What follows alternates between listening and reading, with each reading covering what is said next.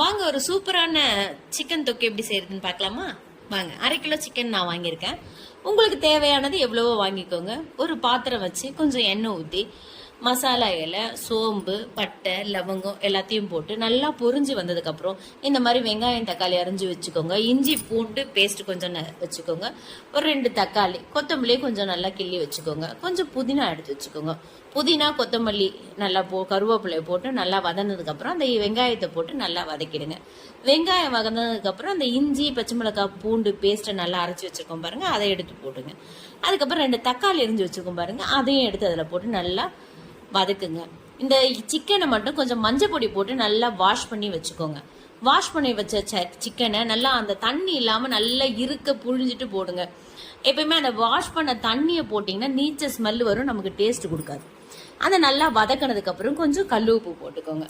நான் வந்து 3 ஸ்பூன் மிளகா பொடி வீட்டில் அரைச்சது போட்டிருக்கேன். சிக்கன் மசாலா வாங்கி போடுறதா இருந்தாலும் போடுங்க. அது வந்து 1/2 கிலோ கேபிள் அப்படின்றது அந்த பேக்கெட்லேயே இருக்கும். போட்டுட்டு நல்லா கலரி விட்டு மூடி வைங்க. மூடி வைக்கும் போது தண்ணி ஊத்தாமே மூடி வைங்க. அந்த காரம்லாம் நல்லா ஏறி நல்லா இருக்கும். ஒரு 5 நிமிஷம் அடி பிடிக்காத மாதிரி கொஞ்சம் ஸ்லோவாக வச்சு நல்லா வேக விட்டதுக்கு அப்புறம் கொஞ்சம் தண்ணி எடுத்துக்கோங்க. நான் எங்கள் வீட்டு சொம்பில் ஒரு சம்பு தண்ணி எடுத்திருக்கேன்.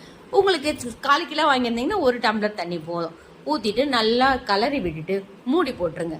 மூடி போட்டு ஒரு 10 நிமிஷம் கொஞ்சம் நல்லா வெந்ததுக்கப்புறம் திறந்தீங்கன்னா சூப்பரான சிக்கன் தொக்கு ரெடி. சுட சுட சாதம் வடிச்சு இந்த சிக்கன் தொக்கை போட்டு ரசம் ஊற்றி சாப்பிட்டீங்கன்னா செம்ம டேஸ்ட்டுங்க.